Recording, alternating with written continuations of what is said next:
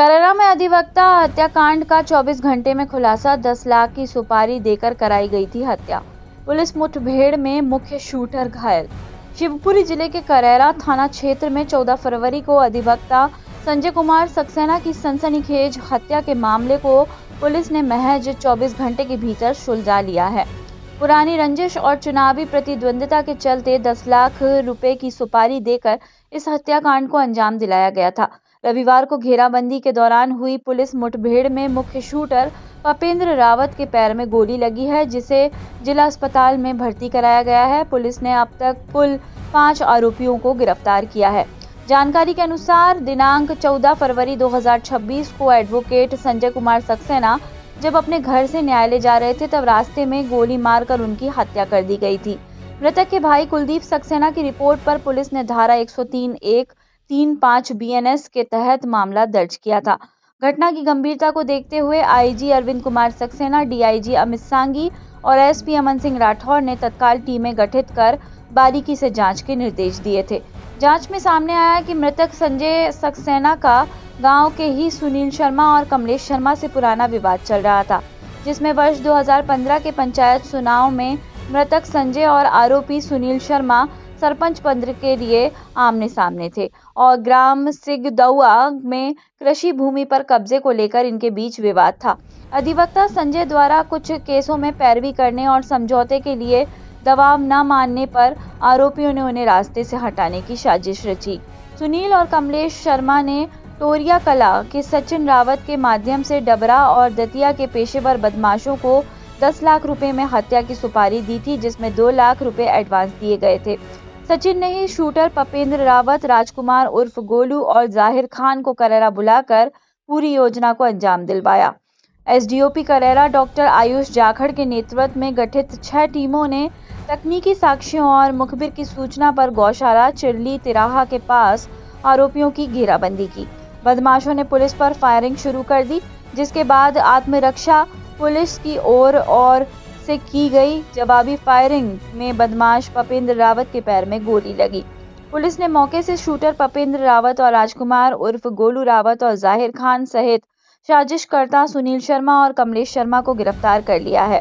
Police ने आरोपियों के कब्जे से 315 बोर का एक देसी कट्टा, जिंदा कारतूस, खाली खोखा और घटना में प्रयुक्त बिना नंबर के पल्सर मोटरसाइकिल बरामद की है।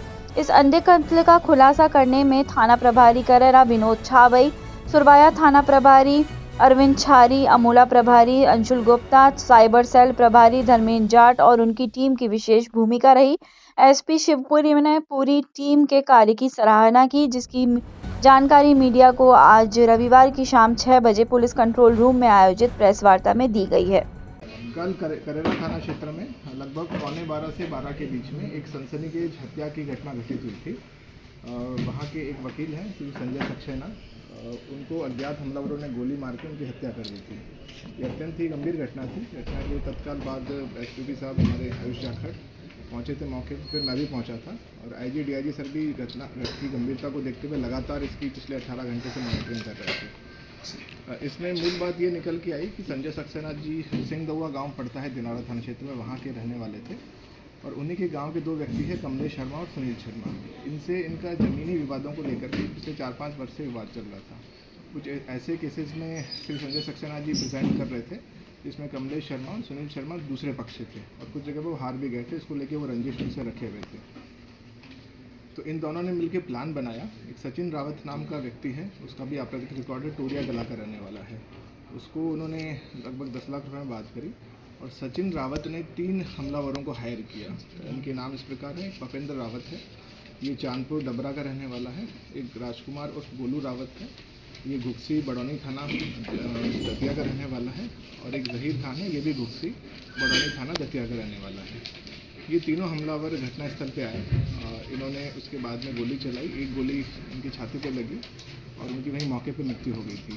इसके बाद में पुलिस ने लगातार पिछले 18 घंटे तक दबिश देते हुए जो दोनों मुख्य प्लानर थे, कमलेश शर्मा और सुनील शर्मा, उनको गिरफ्तार किया और जो 3 हमलावर थे, इनकी रात भर दबिशें चली। इसमें हमारी 5-6 टीमें लगी थी। टीआई साहब स्वयं थे दबिश करने में, टीआई करेरा। इसके अतिरिक्त चेतन शर्मा है, थाना चौकी प्रभारी सुनारी है अंशुल गुप्ता हैं, ये थाना प्रभारी अमोला, सुरवाया थाना प्रभारी अरविंद छारी है, धर्मेंद्र गुजर हिम्मतपुर चौकी प्रभारी है, ये सब लोग दबिश में थे। तो सुबह लगभग 7 बजे एक चिड़ली तिराहा पड़ता है करेरा के आउटर एरिया में, वहाँ इन बदमाशों के होने की सूचना मिली। पुलिस ने इनकी घेराबंदी करी। जब पुलिस ने उन्हें आत्मसमर्पण के लिए कहा तो उनमें से एक बदमाश पपेंद्र ने पुलिस पे फायर किया। पुलिस ने भी आत्मरक्षार्थ फिर गोली चलाई, उसमें 4 राउंड फायर किए और एक गोली बदमाश के पैर पे लगी। उसके बाद में तीनों बदमाशों को मौके से गिरफ्तार किया गया और जो घायल था उसे CSC करेरा लाया गया। घटना में जो ओरिजिनल कट्टा प्रयुक्त हुआ था, वो जो बाइक प्रयुक्त हुई थी, वो जब्त कर ली गई है और जो 6 आरोपी कुल थे, 2 प्लानर, 3 घटना को अंजाम देने वाले और 1 इंटरमीडिएटरी जिसने इनको अरेंज किया था।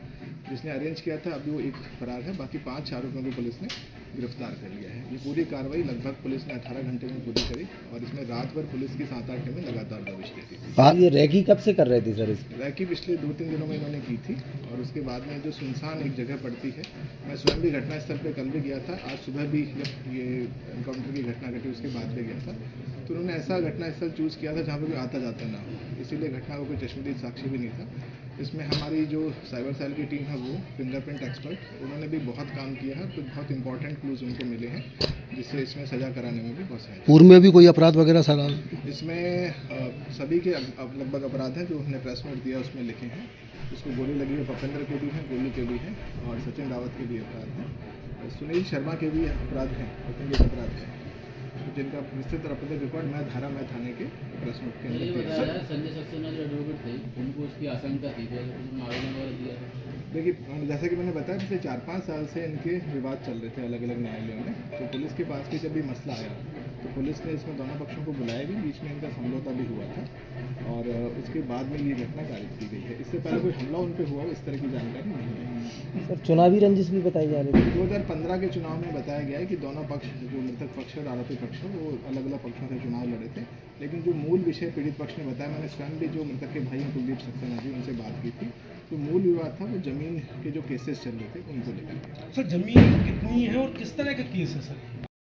सर जिस तरह से बॉडी को देखा, जिस तरह से बॉडी को देखा जा रहा है, उसमें ऐसा लग रहा है कि बॉडी बिल्कुल साफ तरीके से रोक कर सामने से कट्टा फायदे से, इस तरह कुछ बताया है इन्होंने किस तरह से? गोली मारी है, सिंगल शॉट फायर किया है, सामने से ही गोली। क्या रोका था इन्होंने वकील को भी? हाँ, जो बाइक पे जा रहे थे, बाइक भी वहीं मौके पे ही मिली है मृतक की, सामने से आकर के उन्होंने तत्काल उनको गोली मारी, फिर फरार।